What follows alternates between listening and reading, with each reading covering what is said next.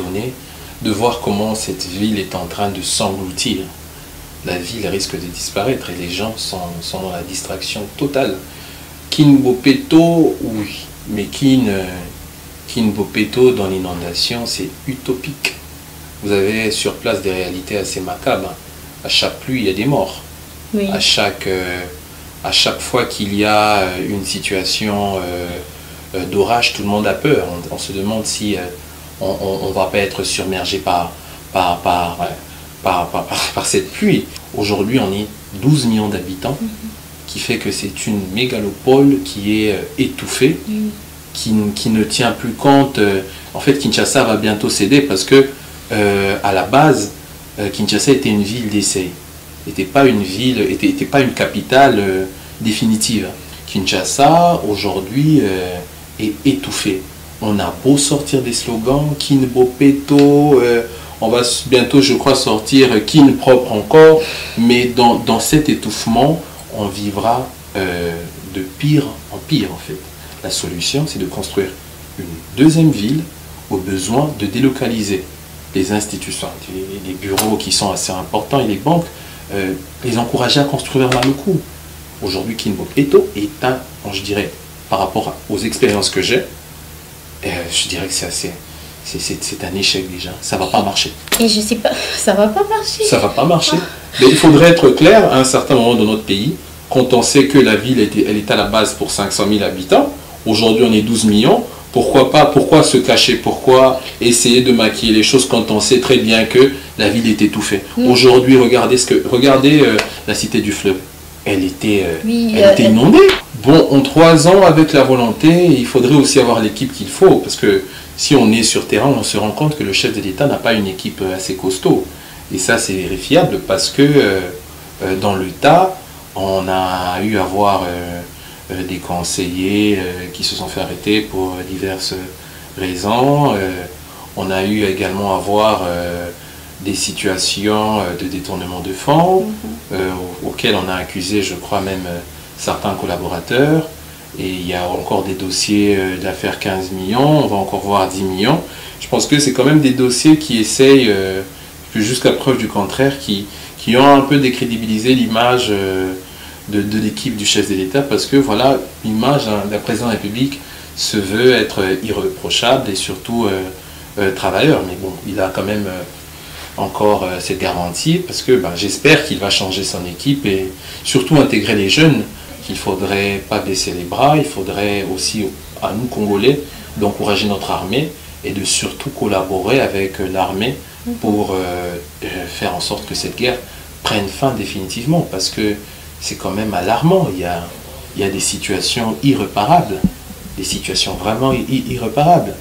Et même pour les investisseurs, ça reste encore une énigme. On se dit comment on va investir dans un pays où chaque jour il y a des morts. Même si on leur explique que ça se passe à l'Est, au moins c'est l'Est du pays. Fait partie du pays. Et qui nous représente actuellement, parce que vous avez au moins tout un contingent de casques bleus assez imposant à l'Est du pays. Et ces gens, écoutez, on m'a dit que c'était combien d'hommes déjà? 70 000 ou c'est 7 000? Je n'ai pas vraiment... Je n'ai pas le chiffre, mais je me dis que c'est quand même, on parle quand même en termes de milliers de casques bleus. Et cette guerre n'a jamais pris fin. Sur terrain, les Congolais ont besoin des hommes du terrain, des gens qui connaissent leurs besoins réels et pas des personnes qui vivent encore avec leur manteau sous le chaud soleil de Kinshasa. C'est quand même encore assez étonnant, mais voyons voir. Moi je dis que il a des ambitions, il a encore du crédit, mais il doit changer. Ça c'est mon point de vue. Il doit changer son équipe. Le projet peut être bon, mais vu la réalité, le projet est un échec. Kinbopeto, c'est un échec. L'urbanisation dans cette ville de Kinshasa, je ne sais pas si elle fonctionne. Tout le monde construit comme il veut, où il veut. La ville est en train de grandir sans plan. Elle a même grandi sans plan. On n'a pas de plan d'urbanisation. Vous savez, le bien avec l'urbanisation, c'est que vous savez que en cas de pluie, l'eau quitte d'un point A vers un point B et vers un point d'acheminement, de chute, comme vous pouvez dire, C. et c'est bien millimétré, quelle que soit la grandeur de la ville, et quelles que soient les constructions qui s'y sont faites. Mais sur terrain, aujourd'hui, il faut le dire, moi, par rapport à mon expérience, je suis politologue de formation, on a eu à travailler sur plusieurs projets. C'est où on vous dit qu'il y a des jeunes dans ce pays qui ont travaillé, mais qui ne sont pas encouragés. Je vous dis ouvertement que s'il faut se dire que Kin Bopeto, une année déjà, mais après, qu'est-ce qui est fait? On a acheté, je crois, des camions pour balayer les rues, mais à chaque pluie, mais c'est grave. Où est l'état de droit lorsqu'on doit enregistrer chaque matin et chaque soir des morts et des cas d'insécurité graves? C'est pas seulement à Béni, même à Lubumbashi, maintenant un cas d'insécurité, mais à Béni c'est particulier, c'est des groupes armés qui sont contre voilà, la politique du Congo. Et concernant M. Dolly Makambo, je pense que déjà, s'il faut revenir rapidement, je vais passer. Je suis contre le fait que le chef de l'État déjà avait dit qu'il faudrait favoriser les gens qui ont une double nationalité. Non. La nationalité congolaise doit rester une et unique. On ne doit pas, même si c'est pour des raisons d'affaires ou des raisons assez importantes, avoir deux nationalités. Ça, c'est un handicap. Et voilà un exemple. Si M. Dolly Makambo a réellement une double nationalité, voilà les conséquences d'avoir une double nationalité. Parce qu'à un certain moment, vous commettez un crime ici, et de l'autre, vous allez demander l'exil. Vous allez demander l'exil. Et voilà le jeu dans lequel nous allons être plongés pendant longtemps, c'est-à-dire toute personne qui aura une double nationalité, quand il est dans les petits fours au Congo, il va se dire, ben, je suis bien, je suis protégé. Et quand il y aura des pépins, il voudra s'enfuir.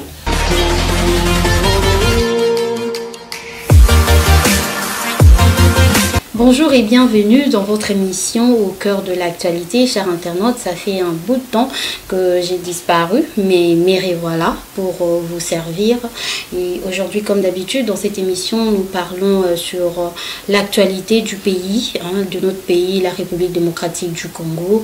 Je suis sur ce plateau avec une personne, je dirais, spéciale, Kevin Lutea. Avec lui, nous allons faire un brossage sur l'actualité de notre pays. Bonjour Kevin. Bonjour madame. Ça va? Ça va un peu, mais ça va. Ça fait un bout de temps que tu as aussi disparu, hein? Ben, toujours au rythme du pays. Vraiment, ok. Et avec toi, nous allons parler sur l'actualité comme d'habitude. Tu le sais, non? Toi, tu es un habitué de cette émission. Nous allons parler de l'affaire, nous allons parler du discours du chef de l'État. Nous allons parler de l'affaire Dolly Makambo qui tente de s'évader. Nous allons aussi parler de ce qui s'est passé dans le Congo central. Nous allons aussi parler de l'insalubrité à Kinshasa avec cette affaire de Kin Bopeto, ce programme qui est irréalisable jusqu'à présent, si on peut le dire ainsi. Et pour chuter, il y aura quand même une petite polémique, pour ne pas dire, bon, divers, si on peut le dire ainsi. Alors voilà, nous entamons déjà avec la première question, Kevin. Nous avons suivi le discours du chef de l'État. J'espère que vous avez suivi l'intégralité de ce discours de 2h34 minutes. Je crois bien que vous l'avez suivi. Et faites un peu la lecture de ce discours. Ben, le discours du chef de l'État était un discours, dans un premier temps, patriotique. Et dans un deuxième, j'ai jugé que c'était un déjà-vu. Pourquoi un déjà-vu? Parce que les attentes de la population actuellement se basent plus vers des actes concrets. Il faudrait se dire qu'il y a quand même la crise, il y a le chômage des jeunes qui ne cessent de grimper, il y a plusieurs points que le chef de l'État a étayés, mais qui, dans le fond, reste encore pour bon nombre de Congolais, bon je m'excuse, le terme peut être fort, mais utopique pour d'autres, et pour d'autres ambitieux. Mais en ce qui me concerne, je pense que ça a été un discours purement politique, et c'est vrai que dans l'autre temps, le chef de l'État continue à nous nourrir des promesses. Et des promesses qui, dans un premier temps, étaient des promesses qui rassemblaient, mais actuellement, on sent quand même quelques divisions concernant certains Congolais qui sont impatients de voir tout ce que le chef de l'État a pu promettre. Mais on vient de terminer une année, je dirais que c'est quand même une année de son mandat, de son quinquennat. Je ne vais pas dire dans la catastrophe, mais on sent qu'il y a eu beaucoup de choses qui ont été dites, mais qui n'ont pas été faites parce qu'il y avait des tractations politiques, et dans l'autre, il y avait également l'attente de ce gouvernement qui est arrivé en retard et l'absence d'un budget. Voilà.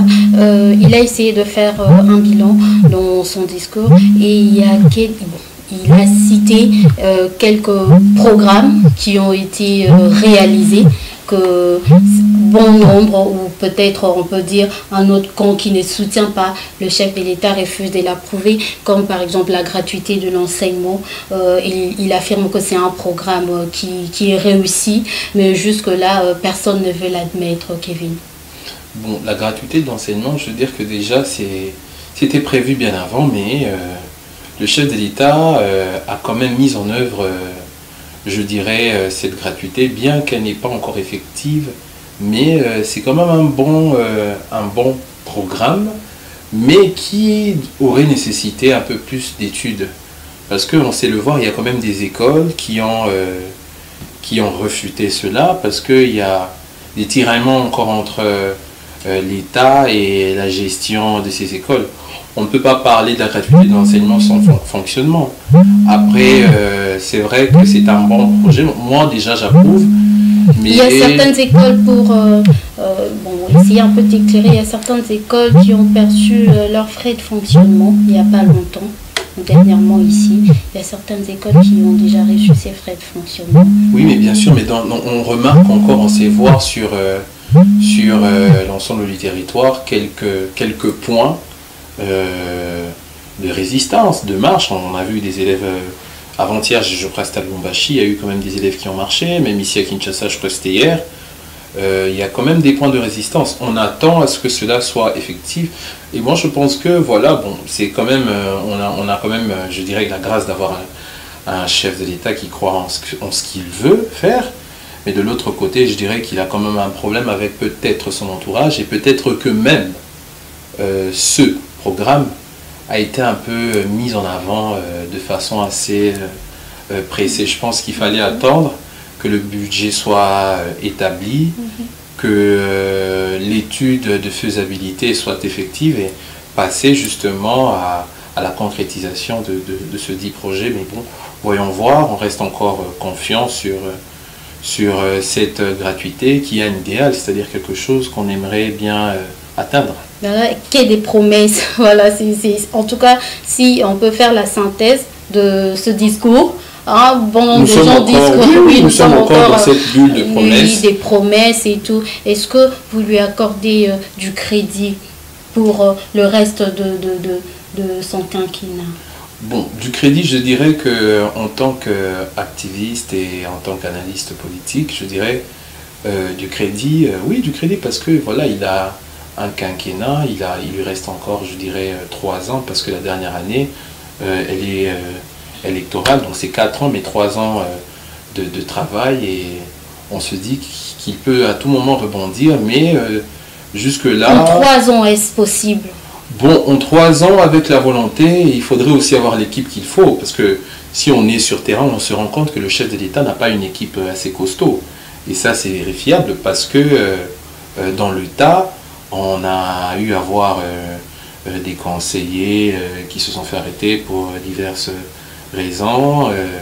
On a eu également à voir des situations de détournement de fonds, auxquelles on a accusé, je crois même, certains collaborateurs. Et il y a encore des dossiers d'affaires 15 millions, on va encore voir 10 millions. Je pense que c'est quand même des dossiers qui essayent, jusqu'à preuve du contraire, qui ont un peu décrédibilisé l'image de l'équipe du chef de l'État, parce que voilà, l'image d'un président de la République se veut être irréprochable et surtout travailleur. Mais bon, il a quand même encore cette garantie, parce que j'espère qu'il va changer son équipe et surtout intégrer les jeunes. Parce que moi, si je dois dire l'équipe que le chef s'est constituée, c'est pas une équipe qu'on attendait. Il y a quand même des jeunes au Congo qui brillent, il y a des jeunes qui ont de l'espoir, il y a des jeunes qui ont un savoir, mais qui ont été écartés au profit de ceux qui viennent de l'étranger. Et sur le terrain, c'est comme on dit. J'arrivais là. Pourquoi a-t-il préféré ceux de la diaspora? parce que lui-même vient de là, ou simplement parce que les jeunes de notre pays, ou les jeunes de la République démocratique du Congo, ne sont pas compétents. Voilà.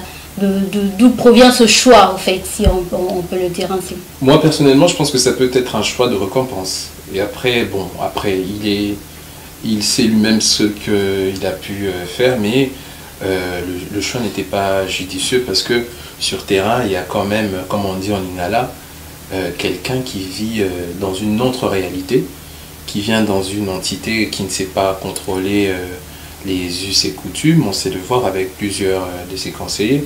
Comme on dit en Lingala, Bazolia, Foufou, Naboula Shawama. Ah. Donc c'est quand même assez... ça fait rire, mais c'est quand même réel parce que ils ne s'imprègnent pas encore des réalités des Congolais. Sur terrain, les Congolais ont besoin des hommes du terrain, des gens qui connaissent leurs besoins réels et pas des personnes qui vivent encore avec leur manteau sur le chaud soleil de Kinshasa. C'est quand même encore assez étonnant, mais voyons voir. Moi, je dis que il a des ambitions, il a encore du crédit, mais il doit changer. Voilà. Ça, c'est mon point de vue. Il doit changer son équipe. Voilà, faire confiance aux jeunes. Voilà, en parlant toujours de son équipe, s'il faudrait aller plus loin, vous avez été, si je peux le dire ainsi, permettez-moi, victime de son entourage, si on peut le dire ainsi. Il y a un fait qui s'était déroulé dernièrement, où vous avez évoqué certains points qui ont choqué certains membres de l'entourage du chef de l'État. Il s'agit bel et bien de M. Luc Gérard. Il y a certains points qui ont touché. Et dites-moi, dans ce cas, vous parlez de son entourage, comment, si je peux le dire, vous déplorez les comportements de l'entourage du chef de l'État qui n'aide pas le chef de l'État. Mais dans ces cas, dites-moi, est-ce qu'il avait tort d'agir ainsi? Concernant le dossier avec M. Luvira, déjà, je tiens déjà à le remercier pour cette entente. C'est quelqu'un, c'est un père de famille. Moi, j'avais été très mal informé sur son sujet déjà, et je lui ai même présenté des excuses, et on n'a pas pris parole. Bien sûr que ça passe par les voies encore de ses avocats. Le dossier, il a retiré sa plainte. On a essayé d'arranger le concernant, mais après étude, c'est pas parce qu'on a eu un problème que je vais carrément dire que du bien de lui, mais quand même, dans le fond, c'est quand même quelqu'un par son passé qui a déjà eu à travailler dans des grandes sociétés, qui a un parcours administratif assez costaud, et je pense que son seul défaut, si je peux le dire, c'est peut-être être un peu loin du pays. Oui. On aurait peut-être voulu qu'il soit de temps en temps au pays pour nous renseigner encore mieux sur sa vision. C'est vrai qu'il soutient déjà la jeunesse, déjà d'où il est, mais simplement sa présence ferait encore... Oui, je pense que le poste qu'il occupe, il est quand même assez important. Il est ambassadeur itinérant du chef de l'État, et il fut à la tête de plusieurs entreprises. Il est encore, je crois, peut-être, parce que je ne suis pas encore documenté sur ça, actionnaire dans plusieurs sociétés. C'est un monsieur qui encourage la jeunesse, qui sait créer de l'emploi, et on aimerait bien sûr voir ces emplois créés ici. C'est vrai que, comme je l'ai dit, quand on parle de l'équipe, on ne va pas aussi taper sur tout le monde et dire que voilà, tous sont médiocres, mais il y a quand même une grande majorité, pas une grande majorité, il y a une minorité, je m'excuse, des hommes qui sont autour du chef qui méritent. On ne va pas citer tous les noms, mais il y en a au moins 2 ou 3 ou 4, moi je dirais 4, qui tiennent bon, qui méritent d'être là. Mais concernant M. Luc Gérard, je dirais que c'est un investisseur, et c'est quelqu'un bien qu'on aimerait le voir de temps en temps. Oui, c'est ça. Okay. J'espère qu'il va nous suivre d'où il est. Passons maintenant, Kevin, à un autre sujet. Nous allons parler maintenant de la ville-province de Kinshasa. Il s'agit d'insalubrité, pardon. Il y a eu des pluies diluviennes ces derniers temps qui ont essayé, qui n'ont pas essayé, mais qui ont coupé les routes, qui ont emporté les habitations, si on peut le dire. Et dernièrement, je crois bien que le gouvernement avait promis de reloger ces personnes qui ont perdu des logements. Alors, jusque-là, on constate que rien ne bouge, Kevin. Ben, Madame Deschamps, je suis étonné de voir comment cette ville est en train de s'engloutir. La ville risque de disparaître et les gens sont dans la distraction totale. Kin Bopeto, oui, mais Kin Bopeto dans l'inondation, c'est utopique. Vous avez sur place des réalités assez macabres. À chaque pluie, il y a des morts.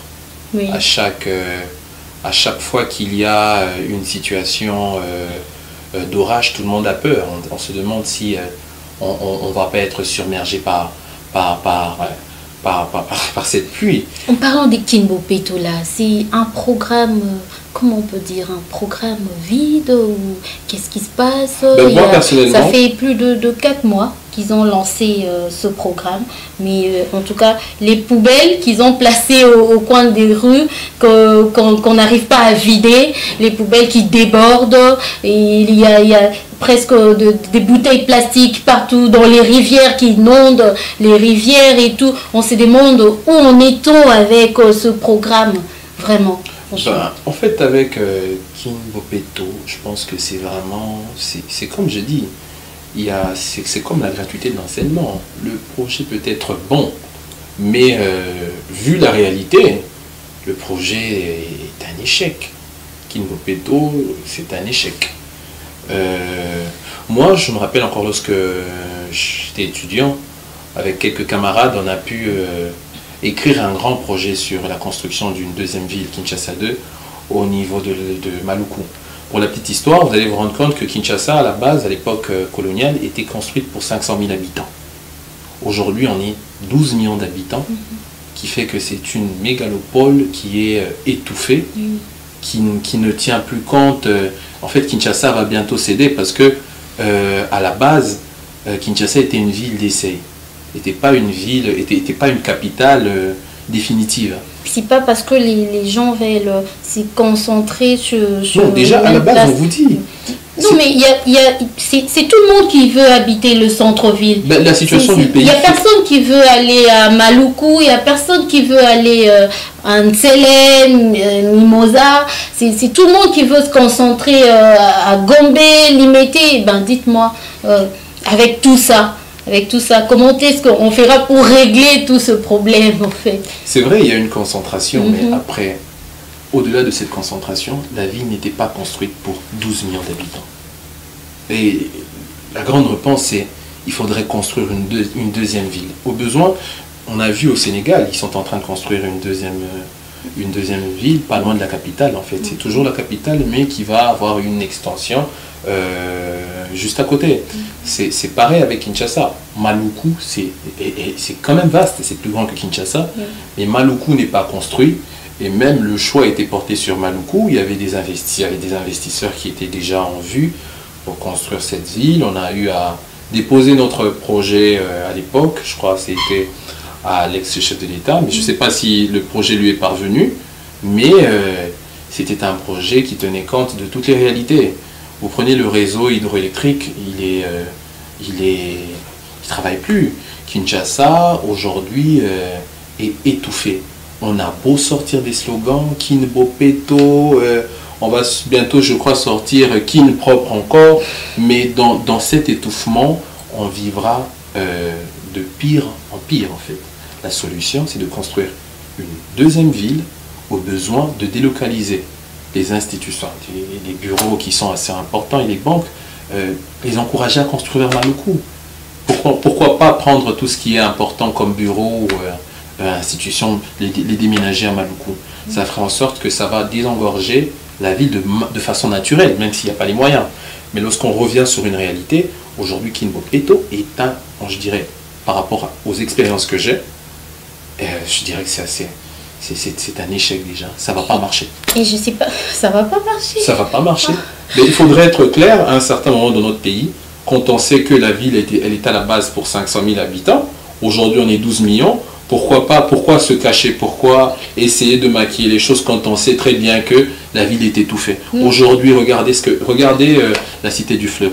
Elle était inondée. Voilà, est-ce qu'on va encore parler? Mais c'est parce que là, je pense que c'est un problème au niveau du plan déjà, dès Madame, le départ. je vais vous dire une chose. Les architectes ont faussé dans leur plan. Non, ce ne sont pas les architectes seulement. L'urbanisation dans cette ville de Kinshasa, je ne sais pas si elle fonctionne. Tout le monde construit comme il veut, où il veut. La ville est en train de grandir sans plan. Elle a même grandi sans plan.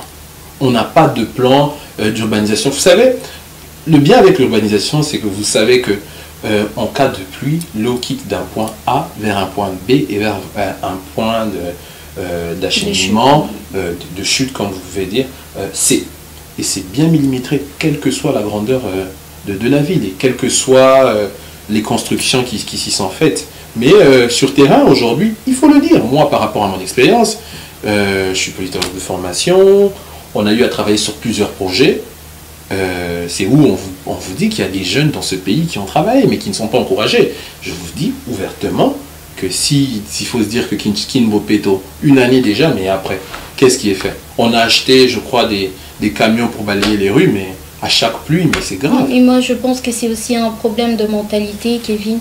Il y a un exemple que je pourrais vous donner à l'étranger, par exemple. Quand vous allez à l'étranger, vous verrez certaines personnes balayer les rues, leurs avenues. Un bon matin, là, il se réveille, il balaye son avenue, il arrange des vents chez lui et tout. Il n'attend pas que le gouvernement le fasse. Mais chez nous, moi, je pense que c'est un problème. Il faudrait faire une révision cérébrale. Non, madame, vous savez, c'est pas parce que vous verrez les bouteilles qui inondent les rivières. C'est vrai, vous avez raison. Ce sont les citoyens eux-mêmes qui... Vous avez raison qu'il y a une part de responsabilité pour chaque citoyen parce que il y a surtout un problème, je crois, si je dis éducation, certains vont mal l'interpréter, je dirais. Donc comme je disais, c'est quand même un problème de communication. Vous savez, aujourd'hui, on ne peut pas accuser la population. Il y a un problème d'urbanisme, il y a un problème de gestion des déchets. On n'a que 2 incinérateurs, on m'a informé. Pour une ville qui dégage chaque jour plus de 15 tonnes de déchets. Vous imaginez un peu qu'il n'y a que 2 incinérateurs. Et après, c'est quand même assez étonnant de voir que, c'est vrai, cette part maintenant d'éducation de la population a jeté les déchets dans les caniveaux. Mais même s'il faut parler des caniveaux, est-ce qu'il y a des caniveaux partout à Kinshasa? Non. Ça, c'est aussi un point. Oui, c'est aussi un point. Donc, il y a de part et d'autre cette complicité entre l'État et la population dans cette situation, en fait. Quand je parle de complicité, c'est-à-dire chacun a sa part de responsabilité dans ce qui arrive actuellement. Voilà, chacun a sa part de responsabilité dans ce qui arrive à présent. Nous avons passé maintenant, je crois bien que je ne l'ai pas annoncé, hein, la situation sécuritaire à Béni. Je crois que je l'ai omis dans mon menu. Nous avons parlé de la situation sécuritaire à Béni. Le chef de l'État, si j'ai bonne mémoire, avait promis que la population de cette partie du pays va fêter Noël dans le calme et dans la paix. Mais chaque matin, on enregistre des cas de décès dans cette zone de l'Est. Kevin Boutéa. C'est vrai, ça me fait très mal. Je me pose même des questions. Où est l'état de droit lorsqu'on doit enregistrer chaque matin et chaque soir des morts et des cas d'insécurité graves? C'est pas seulement à Béni, même à Lubumbashi, maintenant un cas d'insécurité, mais à Béni c'est particulier, c'est des groupes armés qui sont contre la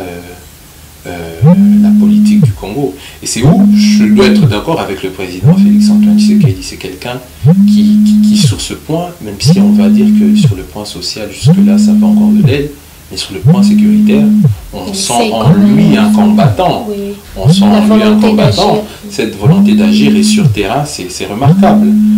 Il y a quand même 5 chefs rebelles qui ont été, je vais dire, qui ont perdu la vie dans ces affrontemements. Mais là, je pense...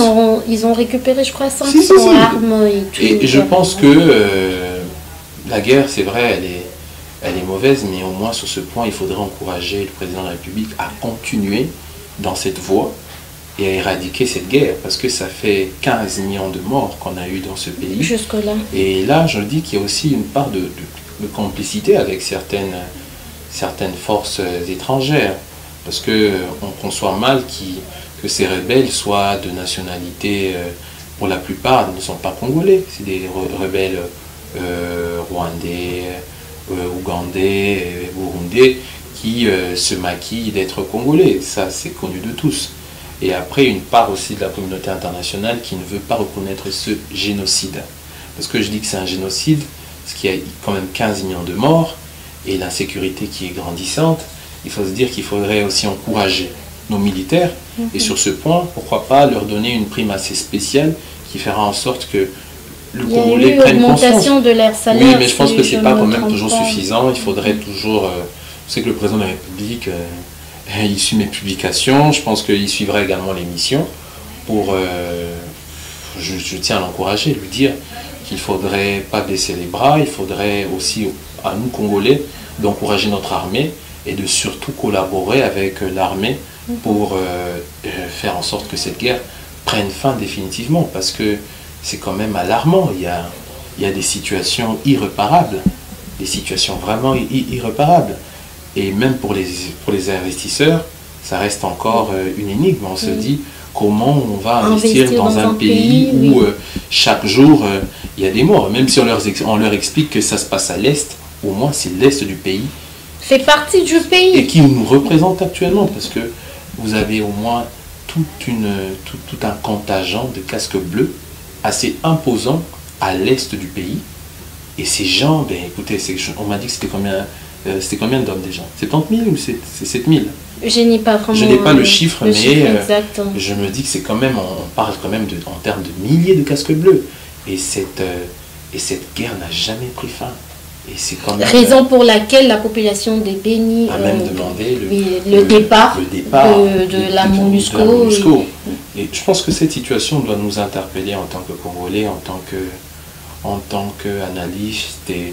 Et surtout, moi, je prône toujours cette cohésion entre les Congolais. D'ailleurs, j'ai même apprécié, malgré le malentendu peut-être avec l'ambassadeur itinérant, mais on sent que c'est quand même quelqu'un qui, autour du dialogue, on a su trouver des réponses, on a su aller de l'avant. Et c'est ce qu'on encourage, en fait. Mais là, c'est un dossier privé. Et là, on parle maintenant de la nation. C'est cet état d'esprit qui doit être dans les Congolais. Voilà. Merci beaucoup, Kevin. Voilà, nous allons passer maintenant à l'affaire Dolly Makambo, qui est l'ancien ministre provincial de l'Intérieur, que vous connaissiez aussi, Kevin Ukea. Voilà, il a été incarcéré pour 10 ans de prison. Il a été reconnu coupable dans l'affaire meurtre de l'AG, de l'administrateur général du centre de santé Vijana. Voilà. Et dernièrement, il a été évacué d'urgence à la clinique Ngalema pour des raisons de santé et tout. Son médecin a obtenu un transfert pour la dégradation de son état de santé. Alors, il y a un sujet qui circule beaucoup plus sur les réseaux sociaux. Nous allons aussi essayer de nous informer vraiment à la source pour savoir si réellement l'information est vraie, qu'il tente de s'évader. Il tente de s'évader, il a frein de tomber malade pour chercher comment s'évader à partir de la clinique Ngalema, aller vers l'ambassade du Canada où il a une double nationalité. Il a une nationalité canadienne. Alors il tenterait de fuir vers l'ambassade pour s'échapper, en fait, s'évader des prisons. Et ta lecture par rapport à tout cela? Mais moi, je dis déjà que c'est vrai que j'ai eu à faire un passage en prison, ça c'est réel. Mais il faudrait se dire que les conditions sanitaires en prison laissent à désirer. C'est vrai qu'à l'intérieur, le président de la République a quand même, de ce que j'ai vu, il y a des pavillons qui sont réfectionnés, mais après il faudrait se dire qu'il faudrait encore plus. La prison mérite d'être un lieu où les conditions sanitaires soient bien, bien établies. Mais concernant cette rumeur sur l'évasion, il faudrait se dire que, bon, après 10 ans, c'est beaucoup pour ce crime, mais après, la justice a tranché. On ne doit pas remettre en cause notre justice qui a eu plus d'éléments sur ce dossier. Et concernant M. Dolly Makambo, je pense que déjà, s'il faut revenir rapidement, je suis contre le fait que le chef de l'État déjà avait dit qu'il faudrait favoriser les gens qui ont une double nationalité. Non. La nationalité congolaise doit rester une et unique. On ne doit pas, même si c'est pour des raisons d'affaires ou des raisons assez importantes, avoir deux nationalités. Ça, c'est un handicap et voilà un exemple. Si M. Dolly Makambo a réellement une double nationalité, voilà les conséquences d'avoir une double nationalité. Parce qu'à un certain moment, vous commettez un crime ici, et de l'autre, vous allez demander l'exil. Vous allez demander l'exil, et voilà le jeu dans lequel nous allons être plongés pendant longtemps, c'est-à-dire toute personne qui aura une double nationalité, quand il est dans les petits fours au Congo, il va se dire, ben, je suis bien, je suis protégé, et quand il y aura des pépins, il voudra s'enfuir. Et ça, c'est quelque chose à décourager. C'est vrai que les conditions carcérales au Congo sont quand même difficiles, mais bon, après, je pense que si la justice a eu à trancher ainsi, c'est la seule qui doit également prendre des dispositions pour qu'il ne puisse pas avoir un cas d'évasion. En fait. Voilà, merci beaucoup. Nous sommes arrivés à la fin de notre interview explicative. Kevin, le DA, c'était un plaisir pour moi de te recevoir, encore de vous recevoir encore une fois de plus sur ce plateau. Et je pense que ce n'est pas la dernière fois. Quant à vous, chers internautes, merci de nous avoir suivis. Restez toujours fidèles à notre émission Au cœur de l'actualité et abonnez-vous massivement sur notre chaîne Live Canal et n'oubliez pas de cliquer sur la cloche où vous allez recevoir une notification à chaque fois qu'une vidéo sera mise en ligne. Merci à Serge qui était derrière la caméra. Merci à Diego. Quant à moi, je vous retrouve la fois prochaine. Au revoir.